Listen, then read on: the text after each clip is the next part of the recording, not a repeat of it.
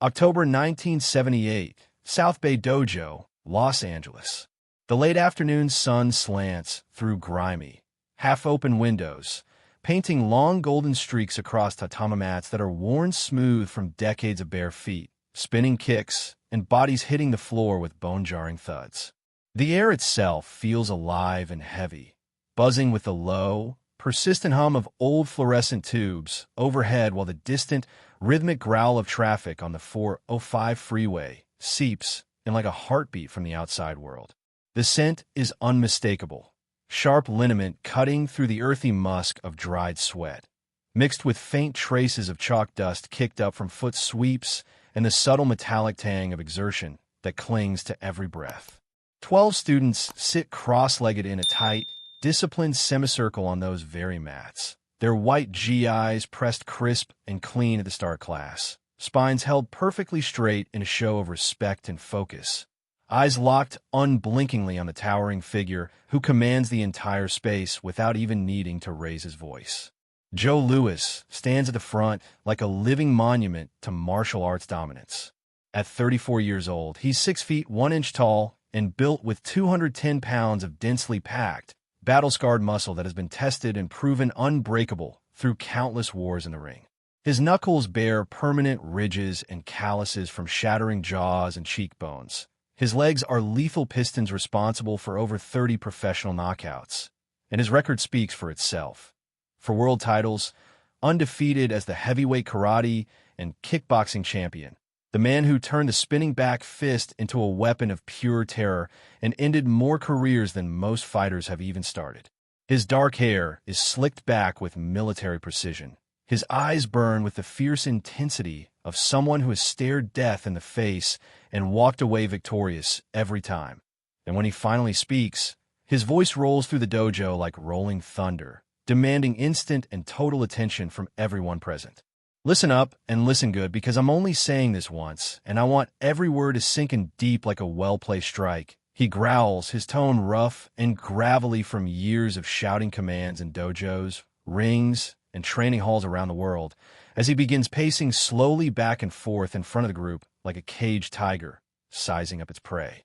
You need to erase from your minds everything you've ever seen in those over-the-top choreographed Hollywood action flicks, and that includes Bruce Lee's so-called one-inch punch, his fancy wing chun trapping games, and all that poetic be-like-water, my friend nonsense that sounds deep but crumbles the second real pressure hits. He pauses for dramatic effect, slamming one scarred fist into the open palm of his other hand with a sharp, resounding crack that echoes off the cinder block walls and makes a few students flinch in their seats. Real fighting, the kind that happens when your pride, your legacy, and sometimes your life are on the line, isn't about pretty katas or cinematic slow motion. It's about raw power that breaks bones, blistering speed that leaves no reaction time, and classic American karate that ends it all with one clean chop to the neck before the other guy knows he's in trouble. Louis continues his fiery lecture, physically acting out his disdain by mimicking Bruce Lee's iconic flowing stances with broad, exaggerated arm sweeps that border on mockery, drawing nervous chuckles from some students eager to stay on his good side, while others remain silent and thoughtful. Those wing chun traps in the movies, the intercepting fist, endless traditional forms. He snorts derisively, cute for the camera, backed by music and edits, but useless in a real fight. I'd throw 3 fight-ending kicks before Bruce finished his philosophy. A brave 17-year-old in the front, freckles dotting his nose, raises a trembling hand. Sensei, what about Bruce in Enter the Dragon? The way Louis cuts him off with a glare like a blade. Bruce was stuck in the 60s, meditation, flow, outdated. You don't think in a fight, you destroy. But in the deep shadows by the back door, where light barely reaches and old punching bags hang like silent sentinels, 2 figures stand unseen. Rochelle, a young sports writer in her mid-20s, scribbles furiously in her notepad, eyes wide with the scent of a career-making story. Beside her, Chuck Norris, 38, lean and coiled like a spring, faded GI from 1,000 washes, hands calloused from real battles. He's Bruce Lee's closest training partner, the man who sparred with the dragon till sunrise, shared laughs over philosophy at 3 a.m., and wept openly at his funeral. Every insult to Bruce hits him like a gut punch. His jaw clenches, muscles twitching. Then, creak. Norris steps into the golden light. The dojo freezes solid. Dust hangs in beams. Interesting perspective, Joe, he says, voice low, calm, but razor sharp. Lewis spins, grin flashing, then vanishing. Chuck, didn't see you. Just giving real talk. Norris locks eyes. Bruce wasn't fast. He was smart. Combat's not a sprint. It's chess at 100 miles per hour. You don't outrun strikes. You aren't there. Lewis crosses arms, smirking, poetic. But in the ring, speed crushes. I'd bury Bruce's footwork in combos before he blinked. Students gasp. The air crackles with tension, sweat, ego, history. Norris smiles. Dangerous, come. Want to prove it? 3 rounds. Light contact. Mouth guards only. Right here. Now. The dojo explodes. Students scramble. Mats drag with grunts. Benches shoved. A makeshift ring forms in seconds. Word spreads like wildfire. Norris versus Lewis. It's on. Black belts flood in. Instructors drop everything. Even the janitor abandons his mop. Mike Stone, another legend mid-spar, leaps in. I'm reffing. The atmosphere? Pure lightning in a bottle. Goosebumps, held breaths, electric. Lewis wraps hands with veteran focus. Norris breathes deep. Bruce's rhythm from Malibu Nights. Ready. Stone barks. Nods. Round 1 fight.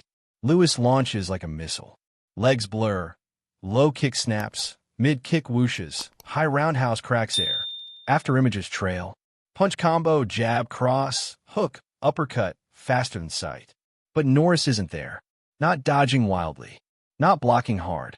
He shifts inches like a ghost. Every strike misses clean. Lewis commits to a spinning back kick, solar plexus destroyer. Norris reads hips, steps inside, taps ribs with one finger, touches temple. Could have ended it cold. Lewis staggers, eyes wide. Time. Official draw. But everyone knows. Norris danced, Lewis chased shadows. Just warming up, Lewis forces through gritted teeth. Norris. I know. Round 2 fight. Lewis adapts, grapples, uses size to bully into clinch, tries takedown. Norris flows like water. No resistance, just redirection. Lewis growls, spins in a signature heel kick. Pro, fight ender, perfect rotation, blinding speed. Norris reads the twitch, steps inside arc, ends up behind. Hand hovers over spine, neck, temple, kill zone. Point Norris. Stone roars. Crowd loses it. Lewis breathes hard. Not tired, mind melting. Through everything. Hit nothing. Norris raises hand before round 3. Dead silence. Joe, was Bruce really too slow? Lewis wipes sweat. I never fought in movies demos. Norris steps closer, voice ringing. You saw shows. I trained with him dawn at dusk. Bruce didn't move fast. He moved correctly. Distance, timing, prediction. You burned a week's energy. How many landed? None. How fast was I? You never went full speed. The truth hits like a truck. Lewis turns to students, voice cracking. Class dismissed. Burn this in. I was wrong. Bruce wasn't slow. He was on a higher plane. Speed's a tool. Understanding is the weapon. Don't be narrow like me. His philosophy, just beat me. He bows deep, forehead near mat. I owe Bruce's memory an apology. You proved it, Chuck. Norris claps shoulder. We're all students. Bruce would have loved this fight. Dojo empties in hushed awe. Footsteps echo. GIs rustle. Rochelle's pages fly. This becomes ESPN's The Day Chuck Norris Silenced a Champion. Years later, both men call it the spar that changed everything. Lewis teaches Bruce's principles with power strikes. Norris founds Chun Kook Do blending styles. They stay lifelong brothers, forever shaped by one golden afternoon. 2 titans entered rivals. Left as humbled allies. Bruce's ghost won, without a single strike. Welcome to Tales of the Famous, where legends collide, egos shatter, truth rises. If this dojo epic rewired your soul, smash that like Chuck's Roundhouse. Subscribe plus hit the bell so you never miss raw glory and share with every martial artist, every Bruce fan, every fighter who needs this. Like if strategy just crushed speed. Comment below, speed or smarts? Which one's a real fight? Debate now. Subscribe plus bell for more legendary showdowns. Next up, the fighter who refused to lose and paid the ultimate price. This is Tales of the Famous. Some battles aren't won with fists. They're won with wisdom that echoes forever.